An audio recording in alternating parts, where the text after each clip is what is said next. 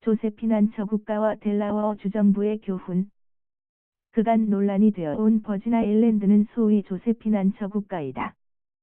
이들 국가는 열악한 환경을 극복하고자 법인세 등을 삭감하고 나아가 금융비밀주의 등을 보장하여 해외 기업을 유치함으로써 이들로부터 정부 재정을 충당하여 왔다. 그리고 미국의 델라웨어 주정부 역시 입장이 비슷하다. 이 주는 미국 내에서 두 번째로 작은 주이나 놀랍게도 미국 상장 법인의 50% 이상이 이곳에 본사를 두고 있다.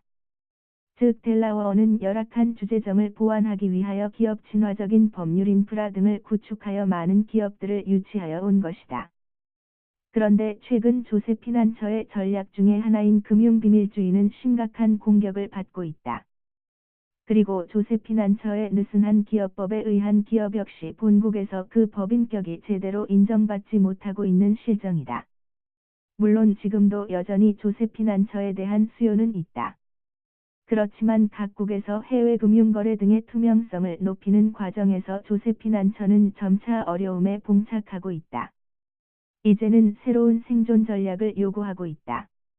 이에 반하여 델라웨어주는 법인세 등의 혜택뿐만이 아니라 기타 실효성이 있는 기업 친화적인 정책도 같이 병행하여 왔다는 점에서 다소 차별성이 있다. 실제로 회사법에 관한 한 미국 내에서 델라웨어 회사법이 가장 발달한 법 중에 하나로 알려져 있다. 비근한 예를 들어보면 델라웨어 주 회사법은 사이버 공간에서의 주주총회를 개최하고 이를 진행할 수 있는 진보적인 법 규정을 가지고 있다. 그리고 주법원의 판결 역시 기업 친화적이다.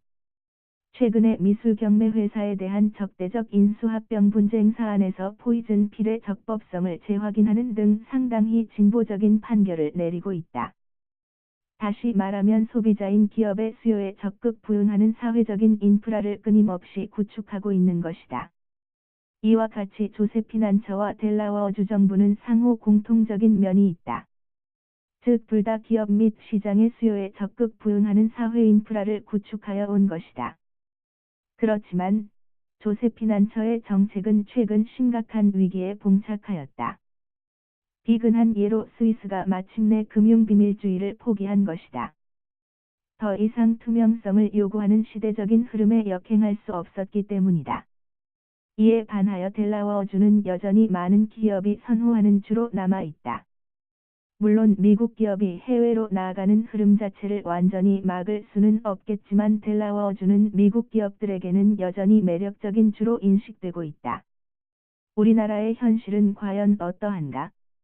이런 관점에서 바라보면 최근 논란이 되고 있는 사내유보금과세 부분은 재고의 여지가 있다.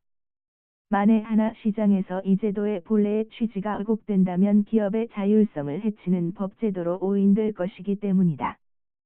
국경이 허물어지는 글로벌 시대의 기업은 법인세율이 낮고 규제가 없는 지역으로 자연스럽게 이동한다. 특히 법인의 경우는 생리학적인 국적의 여지가 달리 없어서 합리성이라는 절대 명제에 따라 이동할 수밖에 없다. 최근 보도에 의하면 이제 우리나라의 상장 기업의 자회사 중 60%가 해외 자회사라고 한다. 해외 진출의 원인이라는 면에서는 좀 더 면밀하게 분석할 필요가 있다. 다시 말하면 탈대한민국 가능성에 대한 우려이다. 따라서 이를 제대로 분석하여 이에 대한 적절한 대비책을 강구하여야 할 것이다. 차제의 사회 간접 인프라도 재정비되어야 한다. 예를 들어 디지털 금융 소비자와 시장은 인터넷 전문은행의 활동을 요구하고 있다. 그렇지만 우리나라는 이에 대한 법제도적인 근거가 정비되지 않고 있다. 나아가 인터넷 기업을 통한 대금 결제 등 이트 금융 업무에 대한 시장의 수요도 그냥 가볍게 취급할 성질의 것은 아니다. 소비자인 기업 등에게 사회 인프라를 제공해야 하는 정부의 역할 역시 이제는 무한 경쟁 시대에 돌입하였다는 점을 인식하여야 한다. 즉 더 이상 독점적인 지위에 있는 것이 아니기 때문이다. 이제는 기업이 정부를 선택하는 시대라고 해도 과언이 아닐 것이다. 이 점을 깊이 인식하여 좀 더 기업 친화적인 법제도 및 사회 인프라를 조속하게 구축하여야 한다. 우리나라 정부의 범세계적인 경쟁력이 평가되고 그 결과가 가시화되는 시점은 결코 멀지 않았기 때문이다.